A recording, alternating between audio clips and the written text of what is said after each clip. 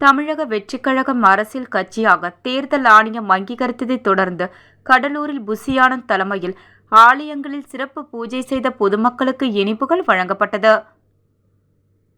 நடிகரும் வெற்றிக்கழக தலைவருமான விஜய் கடந்த சில தினங்களுக்கு முன்பு அரசியல் கட்சியை அறிவித்து தனது கட்சி கொடியை அறிவித்தார். இதனைத் தொடர்ந்து தமிழக வெற்றிக்கழகம் அங்கீகரிக்கப்பட்ட அரசியல் கட்சியாக தேர்தல் ஆணையம் அங்கீகரித்தது. இதனையடுத்து கட்சித் தலைவர் விஜய் இதனை அறிவித்த நிலையில் தமிழகம் முழுவதும் தமிழர் வெற்றி கழகத்தினர் இதனை கோலாகலமாக கொண்டாடி வருகின்றனர். அதன்படி கடலூரில் இன்று அகில இந்திய பொதுச் செயலாளர் புசி ஆனந்த் தலைமையில் கடலூர் வண்டிப்பாளையம் பகுதியில் உள்ள அங்காளம்மன் ஆலயத்தில் சிறப்பு பூஜை செய்யப்பட்டது. தொடர்ந்து ஆலயத்தை வலம் வந்த அவர் ஆலயத்தின் வெளியில் உள்ள பொதுமக்களுக்கு பேருந்தில் ஏறி பயணித்த பயணிகளுக்கும் இனிப்புகள் வழங்கி தனது மகிழ்ச்சியை வெளிப்படுத்தினார்.